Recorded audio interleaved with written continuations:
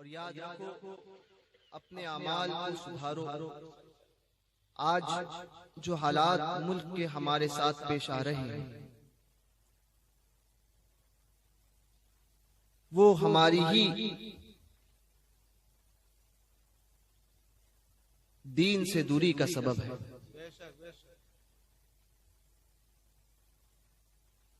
آج چونکہ یہ اصلاح عقائد کے تعلق سے بھی ایک موضوع ہے،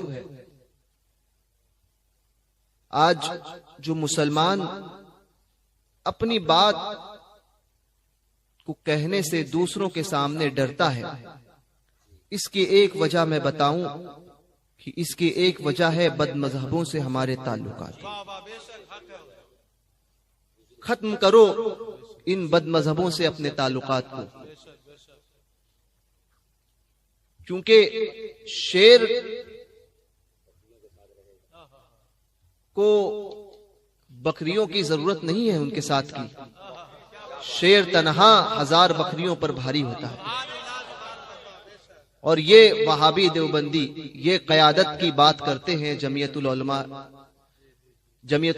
ہند اور یہ تبلیغی جماعت اور جماعت غیر اسلامی یہ قیادت کی بات کرتے ہیں، تو بد مذہبوں کے معاملے میں تو حکومت کا جب بھی دباؤ آیا انہوں نے تو اسی کی بولی بولنا شروع کر دی۔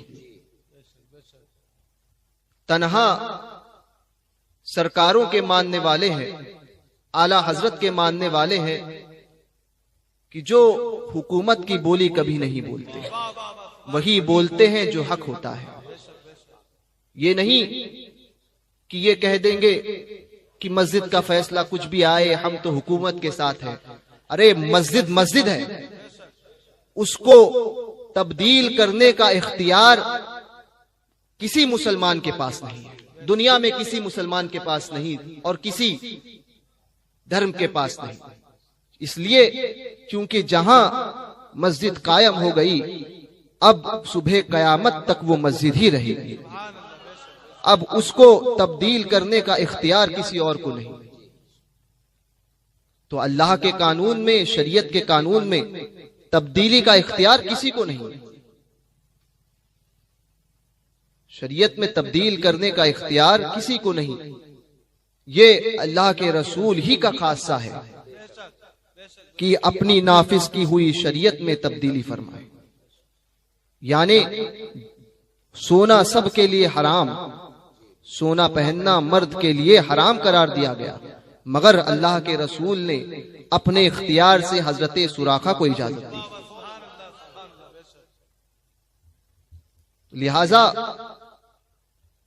بد مذہبوں سے تعلقات کو ختم کرو تو اپنے آپ بزدلی ختم ہو جائے گی، اور عمل کرو، نمازوں کی پابندی کرو، شریعت پر سختی سے قائم رہو۔ جس دن تم نے اپنے تعلقات کو بد مذہبوں کے ساتھ ختم کیا اور جس دن تم اسلام کے حکم پر عمل کرنے لگ گئے اس دن تم ہی غالب آؤ گے اور تمہاری حکومت ہوگی۔ اللہ تبارک و تعالی ہم سب کو حق کہنے، حق سننے اور حق پہ چلنے کی توفیق عطا فرمائے اور حق والوں کے زمرے میں ہمیں قبول فرمائے، اپنے محبوبین کی بارگاہ کا سچا باادب بنائے اور گستاخوں سے اور گستاخی سے، سرکاروں کی بارگاہ کے گستاخوں سے اور سرکاروں کی بارگاہ کی گستاخی سے، بے ادبوں سے، بے ادبی سے، گمراہوں سے، گمراہی سے ہم سب کو محفوظ فرمائے، اور ہمارے اوپر انہی سرکاروں کے سائے کو جو اپنے مزارات میں آرام فرما رہے ہیں، یہی مصطفیٰ چشتی ہیں، اور انہی سرکاروں کے سائے کو ہم پر دراز سے دراز فرمائے، اور ان کے توسل سے اللہ تبارک و تعالی حضور غوث اعظم کی پشت پناہی ہمیں نصیب فرمائے۔ اللہ تبارک و تعالی اس شہر کے اور اس ملک میں امن و امان کو قائم کرے اور یہاں کے سنی خوش عقیدہ مسلمانوں کی جان و مال، عزت، آبرو، ایمان و عقیدے کی حفاظت فرمائے۔ ہم وہی بولتے ہیں جو بریلی کے امام نے ہمیں سکھایا ہے. بولی بریلی کے بولتے ہیں ہمیشہ کہ وہی بولیں گے کہ جہاں جائیں گے مصطفیٰ کی بات کریں گے، اس کے سوا دوسرا کچھ نہیں بولیں گے. کسی کو پسند آئے تو ٹھیک، اور کسی کو برا لگتا ہے تو ہماری بلا سے. ہمیں اس سے کوئی فرق نہیں پڑتا کہ ہمیں اس کو راضی کرنا ہے اس کو راضی کرنا ہے. ہم نے کبھی یہ سوچا ہی نہیں ہے کہ یہ راضی ہو جائے وہ راضی ہو جائے. ہم صرف یہ سوچتے ہیں کہ اللہ اس کا رسول اور ہماری سرکاریں ہم سے راضی ہو جائے، اور ہمیں کچھ چاہیے بھی نہیں. مسلک اعلی حضرت کو پہچانو اور مسلک اعلی حضرت کے جو سچے پکے مبلغ ہیں ان سے رابطہ رکھو.